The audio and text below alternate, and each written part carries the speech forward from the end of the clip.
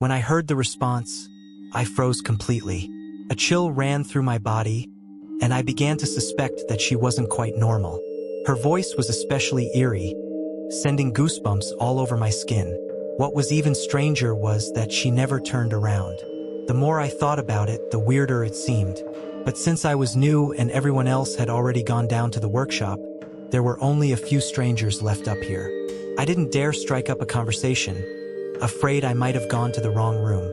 Even though I had double-checked, I ended up quietly heading down the stairs. Each step felt heavy and shaky, like I could trip at any moment. Luckily, as soon as I reached the bottom, I saw Ms. Hong waving and calling out to me. "Nguyen, come over here and play ball with us." Yes, I hurried over, and the lively atmosphere helped distract me from my thoughts. When I arrived, Ms. Hong pulled me to stand next to her. She sounded tired, her words coming out in short gasps. "You join my team, okay? We're short. A player." I played sports often back home, so I didn't hesitate when invited. I threw myself into the game and forgot everything else. We played until after 8 p.m. Everyone was dripping with sweat, tired but happy. As we rested and chatted, someone suggested it was time to shower and head to bed. That's when I suddenly remembered what had happened earlier.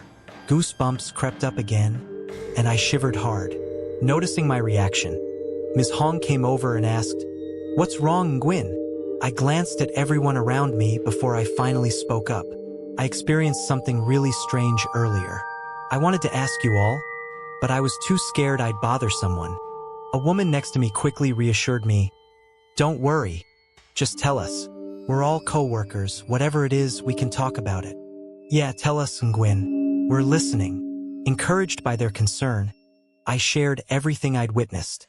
But to my surprise, as they listened, their faces visibly tensed, and their eyes started to avoid mine, like they were hiding something. Only Ms. Hong responded to my concerns. "Come on, let's go back up there and check it out. There are lots of people in their rooms now. Maybe you went to the wrong one." "Okay, Chi." I was certain I hadn't gone to the wrong room, but I didn't argue. I was new after all. This was someone else's factory, and if I acted weird, they might just send me back home. Still, Ms. Hong seemed enthusiastic. She grabbed my arm and practically dragged me upstairs. I followed quickly due to her pull, though I felt more uneasy with each step. The memory of earlier was still stuck in my mind. When we reached my room, I hesitated at the door, heart pounding. Ms. Hong, on the other hand, walked in confidently, glanced around, then turned to me and said, "There's nothing here, no one's in your room. Maybe you really did go to the wrong one." I peeked in again. The tension in my chest eased. Maybe I did make a mistake. But if I went to the wrong room, why? Just the thought of it gave me chills again. I shook my head to brush it off and said nothing more. A few girls came up from their showers and asked Ms. Hong if anything was wrong. She said she didn't see anything, just that I might have been seeing things. The others looked at me and smiled before heading to their rooms. Seeing me still standing there, Ms. Hong leaned in and spoke softly so only I could hear, "You're new here. Don't talk nonsense. If anything strange happens, just tell me quietly. Now go get some rest. We've got work tomorrow." "Yes, Chi." I stepped nervously into my room. My feet felt like they didn't want to move. The darkness made the room feel even colder, and I was scared. I searched for the light switch, and thankfully the bulb still worked. The room lit up just as my phone rang. I pulled it from my backpack. My mom was calling. I answered, and she asked how things were going, if I thought I could handle the job. Then she cried. Her voice choked as she told me she missed me, and I cried too. But I had just arrived, I couldn't go home now. People would laugh. So I wiped my tears with my sleeve, held back my sobs, and reassured her. After we hung up, I broke down for real. My body shook as I cried until my nose ran and my eyes burned. I missed my mom, missed my dad. Being far from home felt unbearably lonely. Eventually, my body was drenched in sweat again. I'd already sweated once playing ball, and now again from crying. The sour smell clung to me. I thought I'd just sleep like that since I'd have to shower in the morning anyway. but I couldn't stand it, so I grabbed a change of clothes and headed down to bathe. The bathroom was all the way at the back of the workshop, near a small river, separated by a tall cement fence. Nothing seemed unusual until I noticed the bamboo grove near the fence. Earlier, when it was crowded, I hadn't paid attention. But now, all alone, the bamboo gave off a chilly feeling. Across the fence was the men's shower area, and it was bustling. But on this side, I was completely alone. I hurried to push open the bathroom door and stepped inside, wanting to finish quickly and go to bed. But then fate had other plans.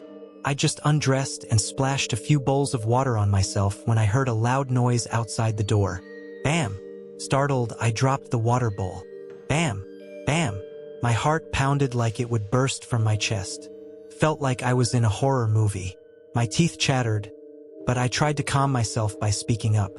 Who's out there playing around? I'm trying to shower. I waited anxiously for a response, heart racing. 1, 2, 3 seconds passed. Still no reply. I told myself it must have been the wind. That sounded reasonable enough, so I kept showering. Just as I was drying off, still without my pants on, I heard footsteps. Relieved, I thought someone else had come to shower too. I felt safer with another person nearby, so I called out, asking who it was and why they were knocking on my door. Then a voice answered, but something about it. Sweetie, hurry up so I can shower with you. I've been waiting for you. I froze, not even daring to breathe. That voice. Oh God. It was the exact same voice from the woman in my room earlier. But maybe it was just a person. I reassured myself, quickly got dressed and called out, Yes, Chi, I'm done. Just a moment. But as soon as I said it, a thought hit me. Wait, there were plenty of empty showers. Why was she insisting on using mine? Don't scare me like that. I'm getting chills again. I just finished showering, but I'm sweating already. I couldn't stay in there forever. Partly afraid she was just a normal person waiting politely, I opened the door. But there was no one there. I glanced at the other stalls, empty.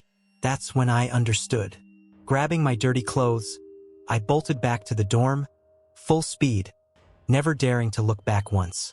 I ran up to the room, heart pounding like it was going to stop, standing there panting and terrified. But what could I do? I couldn't just scream that there was a ghost here. Some people might believe and sympathize, but if they didn't, they might scold me for spreading rumors. So I tried to calm myself down, closed the door, lay on the bed, tossing and turning. At first, I felt really uneasy, kept glancing around the room to see if anything was off. But luckily, everything seemed fine and fell into silence. After a while, I fell asleep. Maybe because I had just showered and it was cool, so I slept straight through the night without being disturbed. In the morning, the noise outside woke me up. I groggily opened my eyes to see bright daylight, hurriedly sat up, folded the blankets neatly to one side, then went to my backpack to get my toothbrush and toothpaste. I dashed down to the bathroom to brush my teeth and wash my face. After cleaning up, I went back upstairs. Since I'm from the countryside and not used to eating breakfast, even when Ms. Hong invited me out to eat at the alley, I didn't go. I went straight to the upper floor, put my toothbrush away, then sat at my work spot waiting for the bell to ring. At 6:45, the bell rang and everyone went to their positions.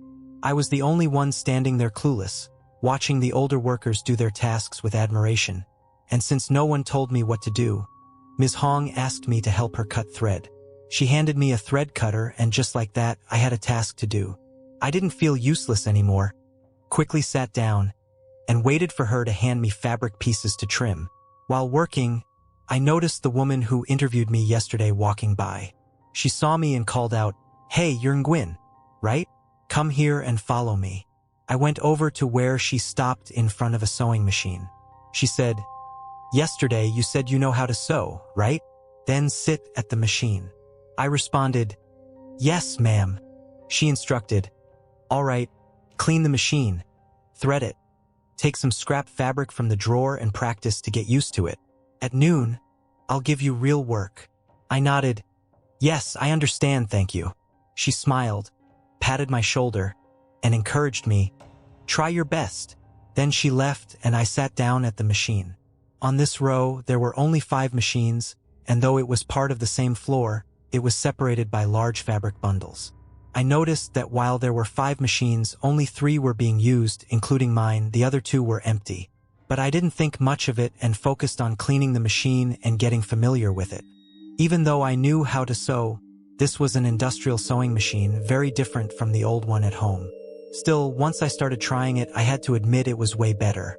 The workshop started buzzing with the sounds of machines, but everyone was silent, focused on work, most of them wearing headphones.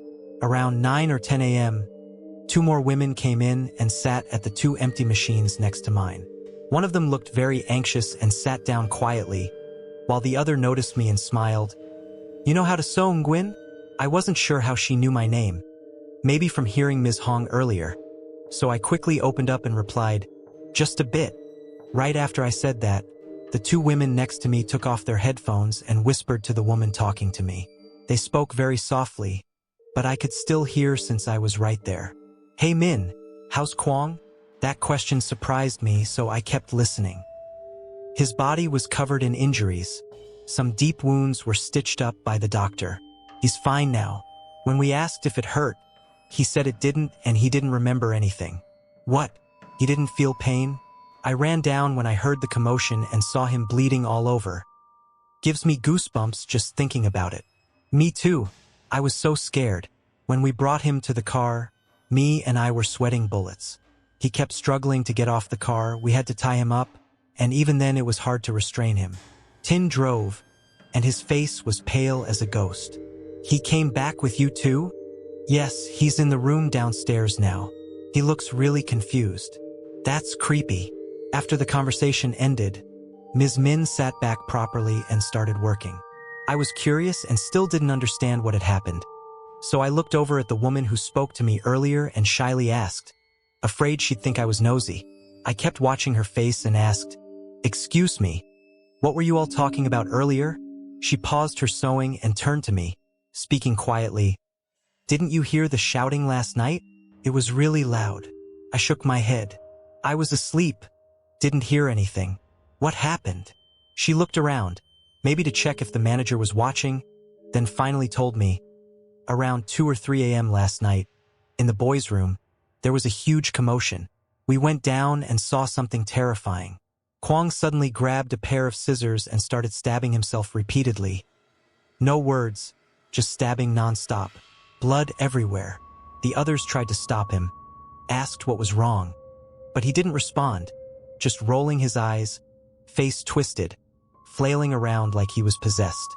I nearly fainted from all the blood. Luckily, the others managed to restrain him, tied his hands and feet, and rushed him to the hospital. Don't know if he's even alive now. Hearing that gave me goosebumps. I suddenly had a gut feeling something strange was going on in that factory. No normal person would go that crazy. Maybe nowadays people would say he was high on meth or weed, but this happened 10 years ago, so that kind of thing was rare and definitely not in this factory. So I started thinking maybe something else happened to him that night, and I wasn't affected, which is why I slept so well. I felt a little scared, my skin crawled, but since I didn't witness it myself, I stayed pretty calm and kept practicing with the machine. By midday, the manager gave me some real work, just attaching shirt bodies, a simple task I really liked. I sat and worked all afternoon, managing to finish over 100 pieces. Everyone complimented me. In the evening, after work ended, we all rushed down for dinner. That's when I saw the guy Ms. Min had mentioned. He was quite handsome but looked sad, sitting with the other male workers. I sat across from them and kept sneaking glances at his legs, noticing the wounds. He was wearing shorts and some cuts were still bleeding, yet he didn't seem to feel any pain. His expression was completely blank. I stared at him so long. I hadn't realized I'd already finished my bowl of rice and kept scooping at it out of habit. Ms. Hong nudged me and said, "Nguyen, your bowl is empty." I was startled, blushed, and laughed awkwardly. "Haha, I didn't notice." Ms. Hong shook her head without saying anything, but the other women nearby teased me. "Yeah, Nguyen didn't notice her bowl. She was too busy watching over there." As they said that, they all glanced over to the men's table and teased me even more, which made me blush harder. Embarrassed, I quickly put down my bowl and ran upstairs, not giving them a chance to tease me further. I was really afraid people would misunderstand and spread rumors that might reach my parents and make them worry. It's annoying when you're thinking one way and people twist it into something else. At that time, the upper floor was empty because everyone was still downstairs, and the lights were dim. I rushed back to the room, closed the door, turned on the lights, lay down and called my mom. The dial tone rang for a while, and finally, she picked up. "Hello, Nguyen? Is that you?" "Yes, Mom. What are you doing? Are you okay? Where's Dad?" "Your dad and I just got back from the fields. He's showering in the back. How are you, dear? Is work going okay?" "Yes, Mom. I'm fine, doing great." As I was talking to her, I suddenly heard a knock on the door. Knock, knock, knock. Sounded like someone was knocking. So I called out, "Who is it? Give me a sec. I'll be right there." My mom heard and said, "Someone calling you? Hang up and go check, dear. I'll call you after dinner." "Okay, Mom." I hung up, got up, and opened the door. I was about to stick my head out to see who it was, but to my surprise, no one was there. I didn't think much of it. Maybe someone called me and left because I took too long. So I turned back into the room, left the door ajar since I was planning to grab my stuff and go shower. But then I heard knocking again. Knock, knock, knock. This time, I stayed inside and shouted, "Who is it? The door isn't locked. Just come in." No one replied and no one came in. That's when the chills hit, and I grabbed my stuff and rushed downstairs to the bathroom. There were only a few people there since most had already finished eating and gone back up. But all the shower stalls were full, so me and 2 to 3 others had to wait outside. Among them was MS, who worked in the same machine row as me. She wasn't standing near me though. She was right by the fence next to the bamboo bush. I noticed her but didn't pay much attention. Just because we worked together didn't mean we were close. Ms. Mai was kind of quiet and reclusive, only ever talking to Mr. Kwong, the guy who stabbed himself. Because she was hard to approach, I kept my distance. Honestly, if someone is friendly, I'll chat. If not, I move on. I was just standing there when someone exited the shower. I was about to go in when suddenly Ms. Mai screamed, "Get away! Don't touch me! Stay away from me!" I thought maybe some guy from the men's room was messing with her. So I looked over, ready to help if needed. But what I saw wasn't what I imagined at all. Everyone was stunned. Ms. Mai was right up against the bamboo, flailing her arms wildly like something was attacking her. Her hair was tangled in the branches. She looked a mess, and it was hard not to feel both scared and sorry for her. Her face showed pure panic as she screamed for help. "Help me! Get it off! Go away! Don't come near me!" Seeing Mai like that, although we were all worried about her, no one dared to run over to help. Some people split off to go find help, and the rest of us, including me, just stood there watching, trying to figure out what was happening to her. Mai kept screaming, her arms flailing more and more heavily, her sweat and blood mixing on her face, making her look even more terrifying. The setting was dark, cold, and eerie, and we were all sweating and shaking from fear as we watched. Mai's screams no longer sounded like her voice. Meanwhile, the rest of us stood there, eyes wide with fear, looking at each other but not daring to do anything. We just watched helplessly because, honestly, everyone was scared of ghosts. The atmosphere was hard to describe, just terrifying. The river nearby added to the chill, with the mist rising and the croaking of frogs all around. Even with the lights on, it felt dark. Then a gust of wind blew through, and it was so creepy it felt like we were going to pee ourselves. Mai kept screaming like someone was right in front of her hitting her. Thankfully, the fear came to a pause when we heard people rushing out. At that moment, Mai suddenly stopped struggling. Her eyes glazed over like she was about to faint. That's when we realized something was really wrong and were about to run over to help her. But we were a second too late. Kwong had already rushed up from behind. Naturally, we stopped in our tracks. He grabbed Mai in his arms, clearly worried, and without saying a word, he picked her up and carried her outside. The manager, along with Min, Hong, and a few of the guys, quickly followed him out. Only about 10 of us were left outside the bathhouse with me, curious but too scared to follow and get scolded. The gossip circle kicked off, but no one dared stay outside anymore. After seeing what happened to Mai, we were too scared. We all went back to the storage room, huddled together. No one had the courage to bathe alone outside after that. Sitting in a circle, everyone started sharing their thoughts and mysterious stories I'd never heard before. I was the only one who didn't know anything, so I just sat there quietly, listening carefully. One of the girls sitting next to me was the first to speak. Did anyone else freak out seeing Mai like that? I was so scared I turned pale. Yeah, me too. I almost fainted. Another chimed in, especially when her eyes went wide and she started mumbling. Gave me full body chills. Same here. Me too. I didn't say anything, but just hearing them talk about it gave me goosebumps. Then, unexpectedly, I overheard another story. Hey, do you guys remember the story about Lan? Just hearing the name made me stop. Why suddenly bring up Lan? Before I could even process it, the conversation continued. Lan? Who's that? Asked a girl a year or two older than me. Oh, you mean that girl Lan who worked here years ago and hung herself? I shivered at that question. Some of the others probably didn't know either, judging by their shocked expressions. We were all a bit freaked out but also curious. Who was she, and why did she kill herself? The girl next to me began to explain everything, like she'd been waiting to tell it.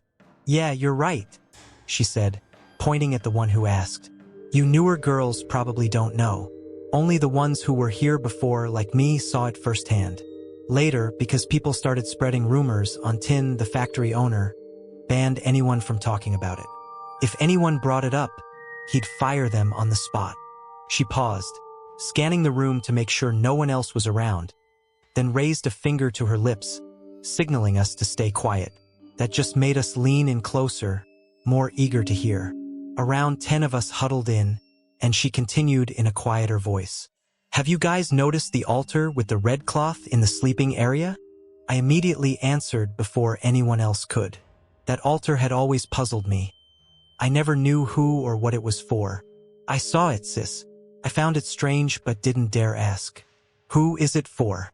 Keep your voice down. If anyone hears, we're all getting fired. Realizing I'd spoken too loudly, I lowered my voice. Sorry, but what's it got to do with the altar? Tell us more. I'm dying to know.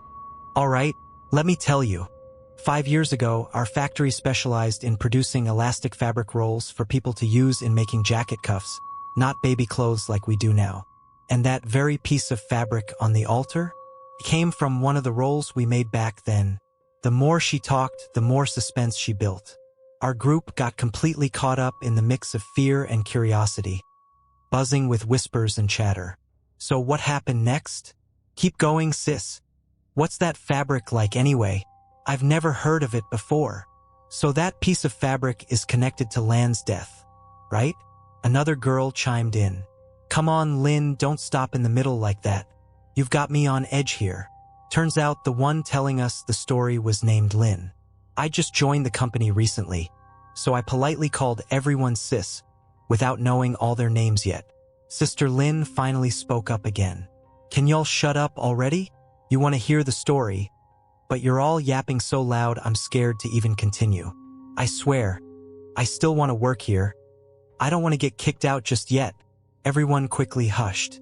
Someone even clamped both hands over her mouth just to keep quiet. It was funny, scary, and thrilling all at once. I didn't say anything, but I couldn't stop smiling to myself watching everyone lean in, practically tiptoeing in anticipation. Once everyone settled down, Sister Lin let out a sigh and continued. I remember back then, I started working at the factory about 2 months before Lan. She was sweet, kind, and everyone liked her. The factory was much smaller then, with fewer workers. After a few months, we noticed that Lan was dating Kwang. They seemed like a good match, dated for almost a year and never fought. We all thought they'd be getting married the next year. But then, Hayes, just thinking about it now still breaks my heart. Lin paused. In the dim light, I saw her eyes glistening with tears. Her voice was beginning to tremble. But things were just getting intense, and I desperately wanted to hear more. So I gently tugged her sleeve and whispered, Please, Sis, keep going. It's getting so intense. She nodded at me and went on. Yeah. Then Mai and Min started working here. No one really knew why, but after that, Lan began acting differently. She was sad all the time, crying constantly. Then she asked for time off to return to her hometown. Said she'd be gone for about 2 weeks. We thought maybe she quit for good. But not long after, we found out Kwang had started seeing Mai. They were often out late at night together, sneaking off to the storage room. Then it all made sense why Lan was so heartbroken. About 2 weeks later, Lan returned. We all braced ourselves for some messy love triangle drama, but strangely, nothing happened. She seemed calmer than ever, worked quietly every day, but you could tell she'd withdrawn into herself. A few days later, something else happened. That night, after a late shift, we heard loud arguing near the storage room. I was the first one to hear it. Afraid others would make a scene, I snuck out quietly and hid behind a wall. That's when I heard Lan sobbing. So what now, Kwang? Tell me, what are you going to do? At first, I had no idea what was going on, so I stayed to listen. Kwang responded, just get rid of it. Lan's voice broke. How can you say that, Kwang? It's your child. My heart was pounding. That's when I pieced it all together. After going back to her hometown, Lan found out she was pregnant. She came back hoping to fix things with Kwang. But he was already with Mai, and he cruelly told her to get rid of the baby. They argued some more, but I left. I felt so bad for Lan. So naive, so hopeful. But what could she do when Kwang didn't love her anymore? It wasn't my place to interfere, so I never told anyone. I was the only one who knew, and I felt sorry for her. Lin paused again. This time, tears streamed down her cheeks. She couldn't go on, and though I'd started to understand the root of the tragedy, I stayed quiet, waiting respectfully. The others, though, were dying to know what happened next. Come on, sis. Keep going. We're dying of suspense here. Kwang's a monster. What kind of man does that? Yeah, seriously. Women always suffer the most in relationships gone wrong. Just then, another girl chimed in. I know the next part. Let me tell it. That night, after the fight with Kwang, Lan came into the cuff fabric machine room where I was working. It was already past 9 p.m., so I asked where she was headed. She said she needed a piece of fabric to make a pillow. Sounded innocent enough, and we had a faulty red roll anyway, so I gave it to her. She went straight to her room. That night, everyone went to bed like usual. But around 4 a.m., someone got up to pee and noticed Lan's room door was open and pitch dark. Out of curiosity, they peeked inside and found Lan hanging from the ceiling beam. She had used the very same piece of elastic fabric I gave her. Her body dangled there, eyes rolled back, face pale and swollen. It was horrifying. People rushed in to cut her down. The police were called in for an investigation, and they found a letter she wrote for Kwang. In it, she said her parents had beaten her when they found out she was pregnant and forced her to seek out the baby's father to take responsibility. But Kwang rejected her, and in despair, she chose to end her life. When they examined her body, she was almost 2 months pregnant. At that moment, I felt tears rolling down my own cheeks. I didn't even know Lan personally, yet I couldn't help feeling heartbroken for her. Rejected by her parents, abandoned by her boyfriend. If it had been me, maybe I'd have lost all hope too. Someone else asked quietly, so, which room was that? Is the altar near our room for Lan? That question hit me with a jolt. My chest tightened. Could it really be? Lin suddenly turned to look at me. I was stunned and nervous. I silently hoped, prayed it wasn't true. That room's been empty for years. When they took Lan's body back to her hometown, they kept the elastic she used. Tin, the factory boss, went to see a spiritual master. The master said to keep the rope in the altar and do some rituals because when they tried to burn it, it wouldn't burn properly. Since then, people claimed to see Lan's ghost in the factory, so they stopped making cuff fabric and switched to clothing instead. They paid hush money so the story wouldn't spread and scare away workers. A year ago, the altar was moved outside due to factory expansion. But that room, the one you're staying in, Nguyen, that was Lan's room. Exactly what I had feared. Everyone else turned to look at me with a kind of pity, and I was terrified, completely frozen. I took the chance to finally speak up and tell them what I saw the night before. Honestly, I'm really scared now, but I need to tell you what happened to me. That night, after dinner, I went back to my room and saw a woman sitting inside. She didn't look at me, just said, "This is my room." And then someone tried to scare me in the bathroom too. Everyone stared at me in disbelief, immediately bombarding me with questions. I told them everything, and their faces went pale one by one. I also learned that Kwang and Mai were haunted quite often too, but since Tin, the factory boss, was Kwang's younger brother, Kwang stayed on. He was in charge of shipping, and even though he'd been spooked many times, he never quit. He rarely talked about it, so not many people knew. Mai, on the other hand, got sleep paralysis constantly. Eventually, she got so scared she moved to Kwang's room. They said people with weaker spirits tend to encounter ghosts more. Like me. Turns out, others who stayed in that room before me also experienced strange things. Some couldn't sleep, some felt like something was messing with them. Most only lasted a day or two before quitting. The other girls even joked, "So when are you gonna run too?" I just gave a weak smile and didn't answer. Anyway, the story was out. We all got up to shower. No one dared stay too long. Everyone just wanted to finish quickly and get to their rooms. But after that night, I was completely spooked. I couldn't bring myself to go back to that room, so I sat on a stone bench and played with my phone instead. Then I remembered something and called my mom. I whispered to her everything I'd seen. My heart was pounding as I spoke, and my voice shook. Mom got scared too and told me to come home. I agreed, then hung up. I looked around the factory one last time. It felt so cold and eerie, like something was always lurking. The front was just a narrow alley, barely any neighbors. The back had a long river separating it from a row of ethnic workers' housing. The trees around the factory were wild and messy, and the scariest thing was the bamboo thicket behind the bathroom. Every time the wind blew through it, it creaked loudly. It reminded me of ghost stories from my village. I thought and thought until past 10, when Hong, who shared a room with Kwang, and the others walked out. She saw me on the bench and asked, "Why aren't you asleep yet? Go to bed. We've got work tomorrow." She didn't know what I knew, but seeing her, I blurted out, "How's Mai doing?" She dodged the question, clearly uncomfortable. I could tell she knew. She'd been here for years. "She's okay, just tired. Go to sleep." She turned to leave, but I grabbed her arm. "I have something to say."